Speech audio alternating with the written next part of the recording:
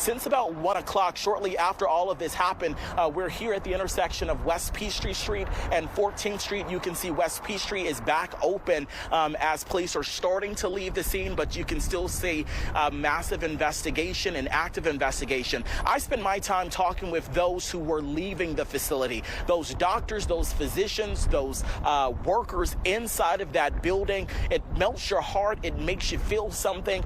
Listen to what we talked with them about and just how they're handling the situation and when they noticed something was wrong. I mean, first thing you do is you try to accomplish what I came for, which is just to do an operation. And then other than that, I just kind of thought, I could be in a shooting today. And I just kind of followed the directions of the officers, and they kept us safe, and it wasn't really an issue. So I just thank God that nothing more came of it up to this point. Hopefully they'll apprehend him pretty swiftly. I noticed that there was a car right in the loading dock area with the window shattered. And there was some piece of equipment next to it, and she had mentioned that when she came back out of the department, she saw that someone tried breaking into her car, and there was a stairwell, like a utility stairwell that none of us really use, right by the loading dock area that she thought was suspicious. So we think maybe the suspect was trying to make a getaway with her car. Her hazards were on.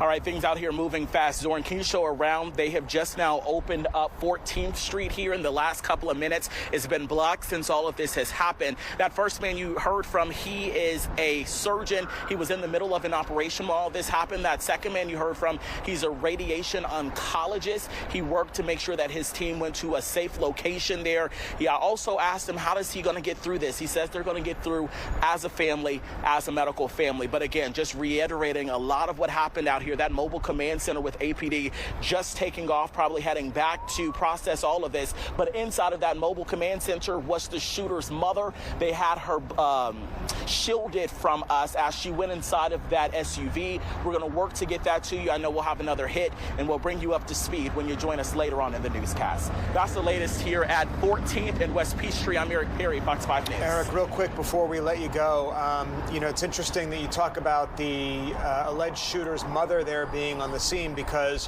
one of the reporters in the news conference with Atlanta Police Chief Darren Shearbaum asked about the mother, and as we try to put this big puzzle together, we wonder why the 11th floor of the Northside Medical Building was